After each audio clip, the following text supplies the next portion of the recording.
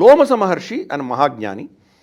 ఆయన entry exit ఇస్తుంటారు. ఆయన యుధిష్ఠిరుని యువరాజ్ చేసినప్పుడు ఆయన వస్తారు అక్కడికి, అలాగే రాజసూయాగం చేసినప్పుడు వస్తారు ఆయన, స్వయంవరం అప్పుడు వస్తారు ఆయన.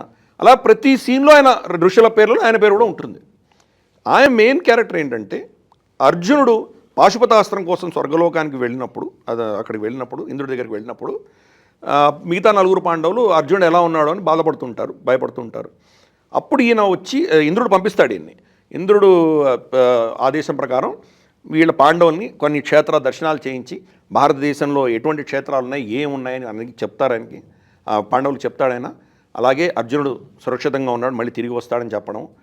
ఇది ఆయన చిన్న సీన్. అటువంటి క్యారెక్టర్ మనకు తెలియకపోయినా మహాభారతం తెలిసినట్టు మనం అనుకుంటాం. ఆయన లోమస మహర్షి పేరిట 3-4 క్షేత్రాలు ఉన్నాయి. హర్యానాలో ఒక గ్రామం ఉంది, ఆయన పేరు లోహర్ మాజ్రా. ఆ ఊరే ఆయన పేరుతో వచ్చింది, లోహర్ మాజ్రా. ఇది నేను కనుక్కొని, ఏదో చాలా కష్టం మీద కనుక్కొని ఆయన ఎక్కడుంది. ప్రతి ఊర్లో ఒక ఇంకోటి దీనిలో క్యారెక్టర్ ఏంటంటే, గుళ్ళు ఇప్పుడు వచ్చినాయి, అప్పుడు గుళ్ళు లేవు. కానీ క్షేత్రాలు ఏముంటాయంటే వటవృక్షము, ఏదో నీళ్లు ఉంటాయి, ఏదో తటాకమైన ఉంటుంది, నదైనా ఉంటుంది. ఈ 2 కామన్ ఉంటాయి ప్రతి వాటికి. సో అక్కడి ఆ ఊర్లో ఎక్కడ ఉంటుందో చూద్దామని వెతుక్కుంటూ నేను వెళ్ళి కనుక్కుంటే ఊర్లో వాళ్ళని ఎవరిని అడిగి ఎవరికి తెలియలేదు.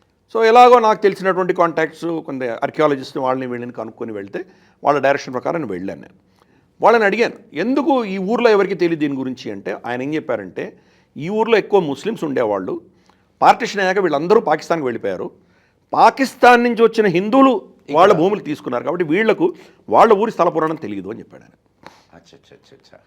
కానీ వారు ఆ ఊర్లో ఉన్నటువంటి హిందువులకు తెలియకపోయినా ఆ క్షేత్రం ఉంది. లోహర్ మాజ్రాలో లోమస మహర్షి స్థాపించిన శివలింగం ఉంది అక్కడ.